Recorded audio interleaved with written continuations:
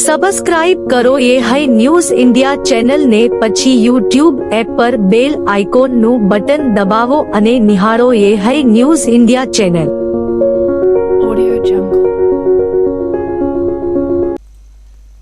નવા વર્ષે જ બનાસકાંઠાના વાસીઓને સરકારે ભેટ આપી છે। વાવ થરાદને જિલ્લો જાહેર કરવામાં આવ્યો છે।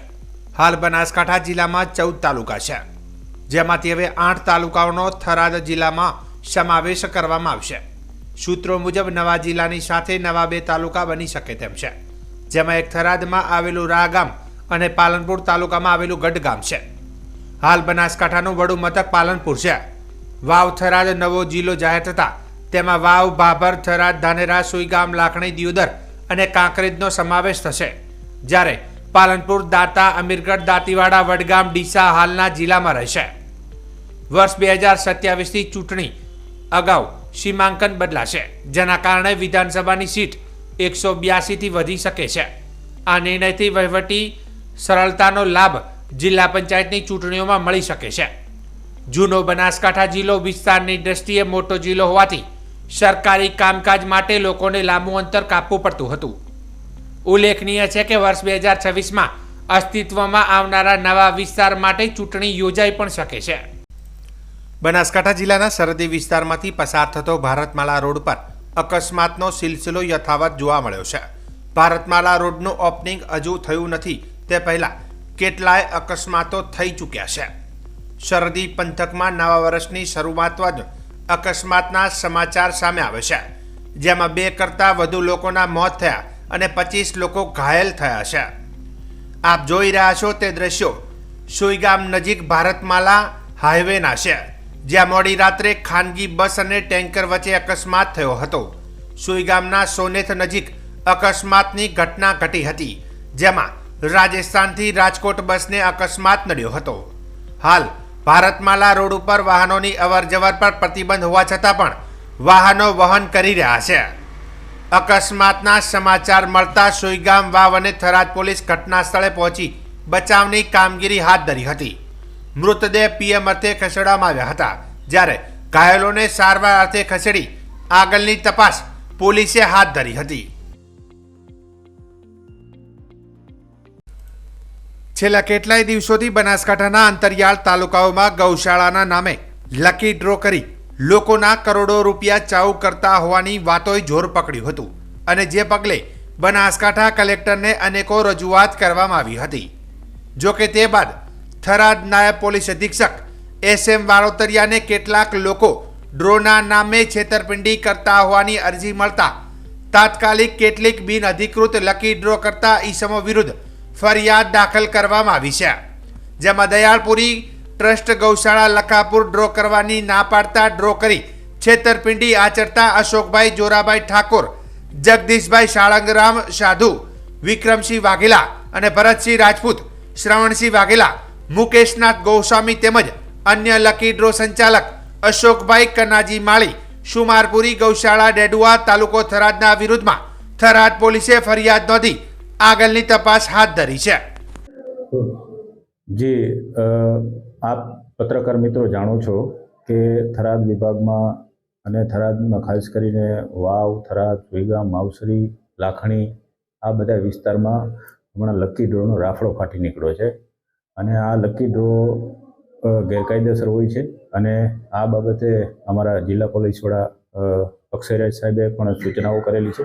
તેઓના માર્ગદર્શન પ્રમાણે અમે કાર્યવાહી કરી રહ્યા છીએ, અને આ લકી ડ્રો જે ચલાવે છે એ લકી ડ્રોના જે લોકો છે તેના વિરુદ્ધ ગઈકાલે અમે જાતેથી ફરિયાદી બની અને એના વિરુદ્ધ ગુનો રજીસ્ટર પણ કરવામાં આવેલા છે। લકી ડ્રોમાં એક અશોક માળી કરીને છે, તેના વિરુદ્ધ ગુનો દાખલ કરવામાં આવેલો છે।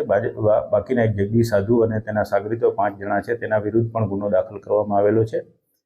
આ બાબતે જાહેર જનતાને મારી નમ્ર અપીલ છે કે આ તદ્દન ગેરકાયદેસર વસ્તુ છે, અને આ લોકો તમારા રૂપિયા જે છે એ લલચાવી ફોસલાવી અને પોતે ટિકિટના નામે લઈ લે છે, અને પછી આ લોકો એવું કરે છે કે જે ખરેખર ગેરકાયદેસર છે। આ લોકો શું કરે છે કે મતલબ તમારી ટિકિટ હોય તો 1000 ટિકિટ હોય તો એની સામે 5000 ટિકિટ પોતાની નાખી દે છે, એટલે તમને કોઈ સંજોગોમાં તમને ક્યારેય ઇનામ મળવાનું નથી।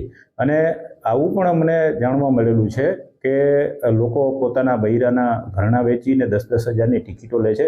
માટે જાહેર જનતાને નમ્ર અપીલ છે કે આવા લકી ડ્રો પાછળ પોતાનો પૈસા વેડફે નહીં. અને આ લકી ડ્રોમાં એ લોકો એટલા ચાલાક હોય છે અને એટલી છેતરપિંડી કરતા હોય છે કે તમને કોઈ સંજોગોમાં તમને ઇનામ ના આપવા દે એવું જાણવા મળેલ છે. લોકો 1000 ટિકિટોની સામે 5-5 હજાર પોતાની ટિકિટો નાખી દે છે અને જે ડ્રોની જે કરવાની સિસ્ટમ હોય છે એમાં પણ છેડછાડ કરે છે.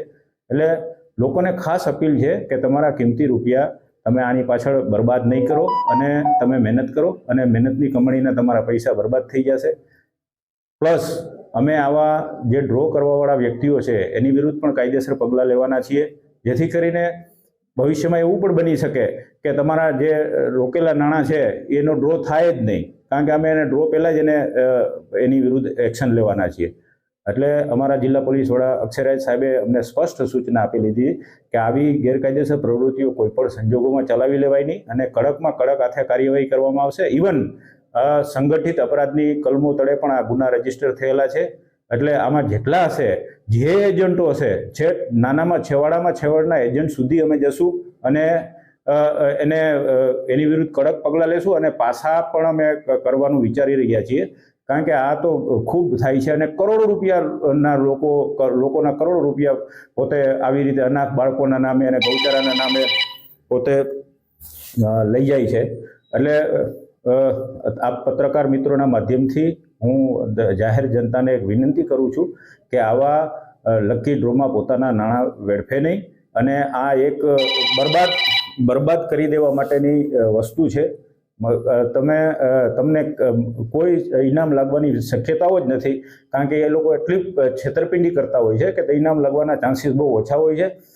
તમે જાણો છો કે એટલી હદે આ લોકો મતલબ ગેરકાયદેસર કરતા હોય છે કે 25-25 લાખ રૂપિયા રોકડા આપે છે. રોકડા કેવી રીતે હોઈ શકે?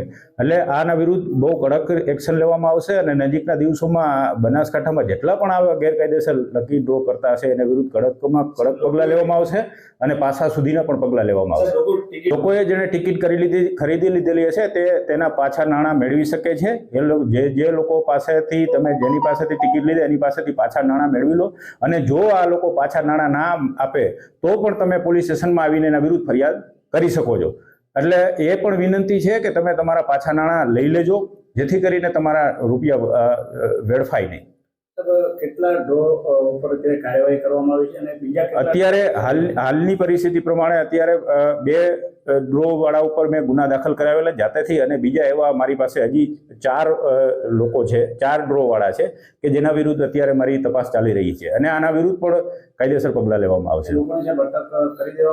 હા, અત્યારે એની તપાસ પોલીસ ઇન્સ્પેક્ટર થરાદ ચલાવી રહ્યા છે અને એની ટૂંક સમયમાં અટક થશે.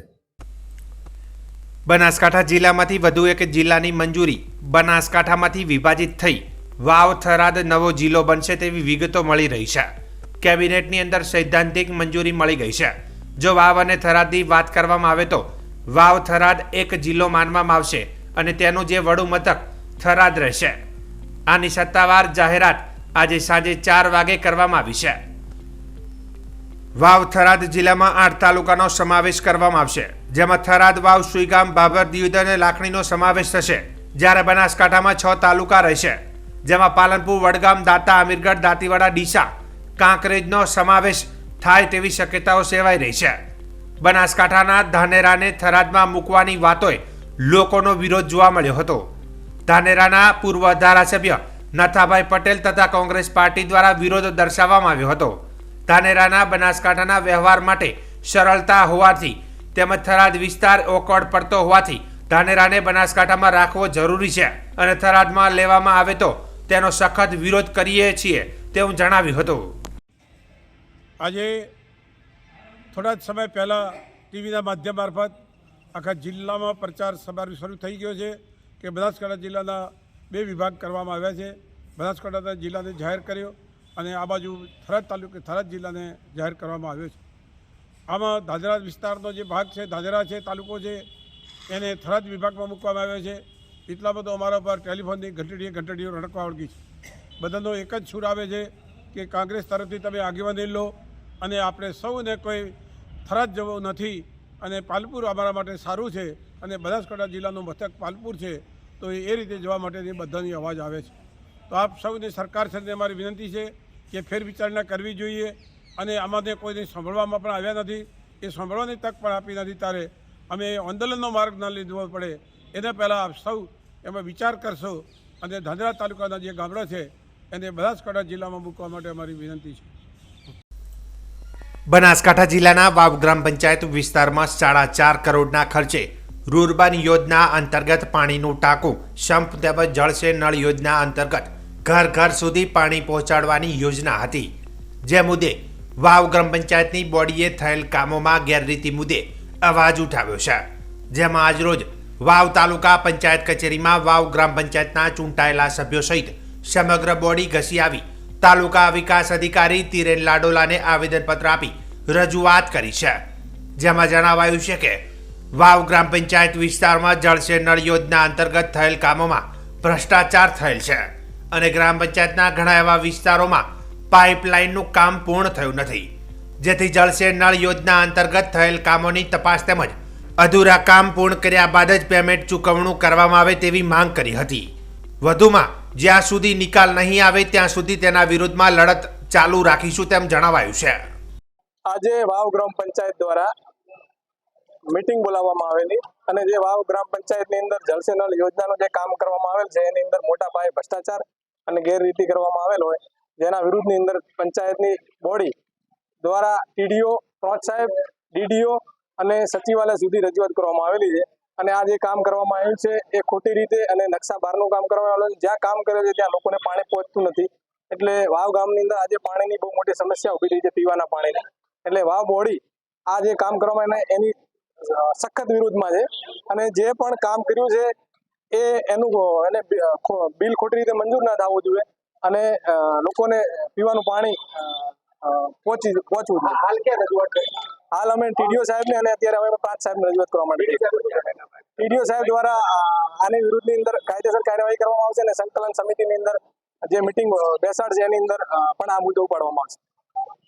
આજે વાવ ગ્રામ પંચાયત દ્વારા અમારી પંચાયતની મીટિંગ લેવામાં આવી, એના અંગે અમે વારંવાર રજૂઆત પાણીના જળસે નળ યોજના જે કામગીરી થઈ છે, જે કામગીરી બાકી છે એમાં અમને સંતોષકારક જવાબ ત્યાં કોન્ટ્રાક્ટર તરફથી મળતો નથી. વારંવાર પંચાયત તરફથી અમે રજૂઆત કરી છે, સરપંચ તરીકે મેં રજૂઆત કરી છે.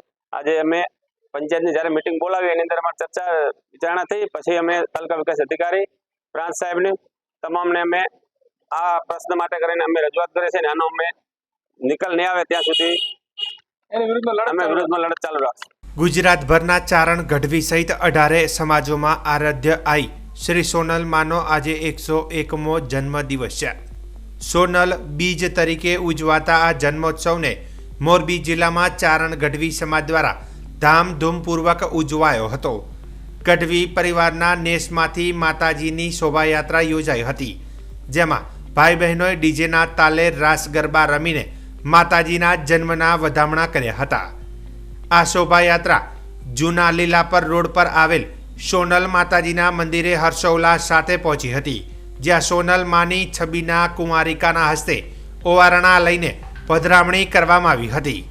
આ પ્રસંગે ગઢવી સમાજના ભાઈ બહેનો દ્વારા ભજન ભાવ અને ભેળિયા દ્વારા માતાજીનું પૂજન કરીને જન્મોત્સવ ઉજવ્યો હતો અને આ તકે મહાપ્રસાદ અને ગઢવી સમાજના તેજસ્વી તારલાઓના સન્માન સહિતનો કાર્યક્રમનું આયોજન કરવામાં આવ્યું હતું.